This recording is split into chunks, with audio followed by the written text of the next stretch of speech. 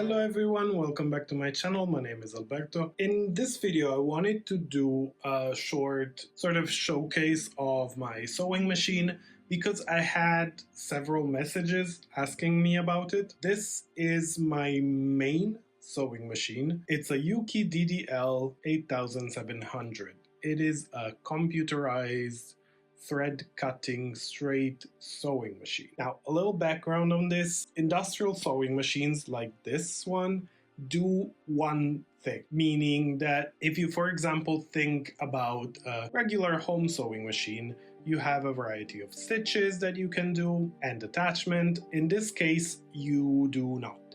This is a straight stitch sewing machine, and that's what it does. Straight stitch. That's it. You do have some attachments, I will show you, but it doesn't fundamentally change what the machine does. It just aids in doing some specific seams. So as you can see, the whole machine comes with a table. It has this nice sort of measuring side, which does come handy sometimes. The table includes a pedal at the bottom and a knee lifter thing. I will show you how it works, which is the little black thing you see there. I lifted it quite high because I'm quite tall. Normally it's a bit lower, but yeah, there we go. Sorry about the mess of cables, but this is a work area and that's the best I could do. So this is the main body of the sewing machine. On mine, I had an electronic motor mounted. This means that if I turn it on,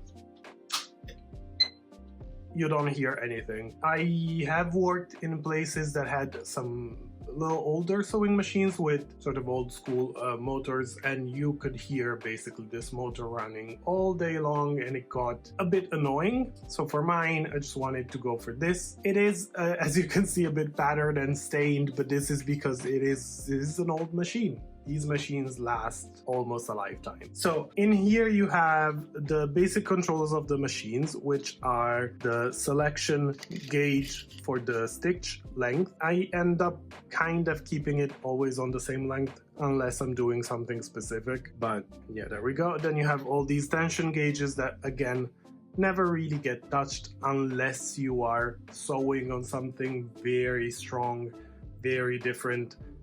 If you're doing top stitching, you're using a different thread, then you are gonna go into all of that. Here we have the foot. You do have a little lever in the back, like in household sewing machines, but the most of the foot lifting is done with the knee pad, because it's much easier to move your knee and lift it when you're sewing. Same thing goes for the thread cutting. This is a thread cutting machine, which means that when you're done with your seam, you can choose to cut the thread automatically.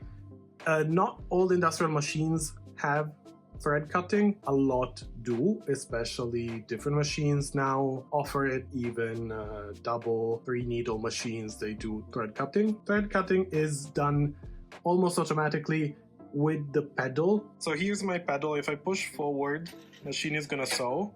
If I push back with my heel, you heard that click, that was the thread cutting. When we go up here, we have this lever, which is for back stitching. And a thing that a lot of people asked me about was this little thing. What this does, you can hear the loud noise. This is a shortcut for this lever. That means that when you're sewing something and you're going quite fast maybe, or you're sewing a lot, instead of having to go back and forth, you can just quickly click this as you're going with whatever finger you prefer, and that back stitches. We have this little button here. I never really use this, but this allows this little thingy to go under the needle and push the thread out, which on some seams avoids having a buildup of back thread, but it never really happens, so don't use it much. We have this cute little slider here, which makes the machine go slower and faster. And yeah, that's pretty much the basics. You have obviously your wheel to rotate manually. Up here, as you can see, you have two bobbin holders. I don't use normal bobbins, I use these big cones because these last a long time and they're a lot more affordable in the long run, price-wise. The reason you have two on this machine only uses one thread. The reason you have two is that if we look down here, this is the bobbin winder. So normally when you sew a lot, this is why you have it on an industrial machine, while you're using one thread to sew, then you're gonna charge an empty bobbin on this side and put the other thread through. So you basically get continuous thread. You never run out of it because you already always have a bobbin that's recharging on the side. Threading wise, this is all pretty normal and straightforward. The thread goes through all of these loops like on a domestic sewing machine, except on a domestic sewing machine these are normally hidden. Here they're open because you can tinker with them in case you need to change some settings. This little thing opens if you need. I never really open it, but there you go. And under there, you have to reach it from the side. Here, you can get the bobbin out. Bobbin in these machines is mounted sideways and vertically. On most home sewing machines, you would open in front of here and the bobbin would be horizontal. On these ones, it's always vertical. The only thing left we have to talk about, I guess, is attachments. Right now I have this little foot here, which I don't know the English name, but it's this. It has a little ridge. Don't know if you can tell. It basically on one side or the other, this you can use as a guide. You have your half foot, which you normally use for zippers, which is as the name says, only half a foot. You can have a twisty hem foot. This is for sort of an automatic rolled hem. This is another variety of the first foot is just smaller ruching foot, like this one with this little screw. Basically you can screw it more or less and that would make your fabric ruche more or less. You have the basic foot of the sewing machine. I kinda took this off in the beginning and never really used it again. You have some cut foot like this. This is to apply bias tape with a little other attachment. And then probably my favorite one, the Teflon foot.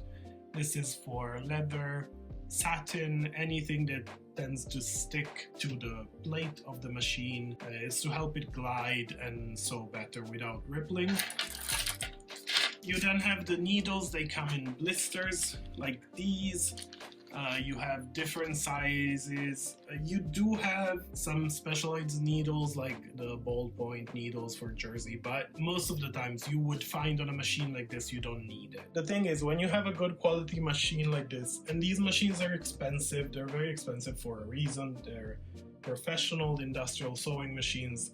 They are built to sew all day long and last forever and do what they do very well. So you're not really gonna run into many problems. I never had to service this, it never had problems, and it tends to help you a lot more than a normal sewing machine. This is because it has a lot of strength, so it can sort of power through most things where a normal home sewing machine would be stuck. Now to finish, we have the computer, which is this.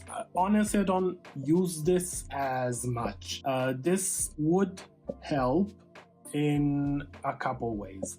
For example, you might have you want to take off the thread cutting function for some reason, like you want to do some ruching, you need the machine to leave a long tail, so you can take that off or put it back on again. There is a function where you can attach basically a laser, and the machine would check and stop if the control goes out of it. You have these, the thread counter. This is, for example, to count how many stitches you use out of a bobbin in case you need to do like a calculation on how much thread you're using in a production, for example, and check that you have consistency. These are all to plan some things automatically, like for example, if you were to do a small bar of stitching like on denim, something that has to be very repetitive, you want the machine to do automatically. So you count a number of stitches, you want the machine to do a number of stitches back and forth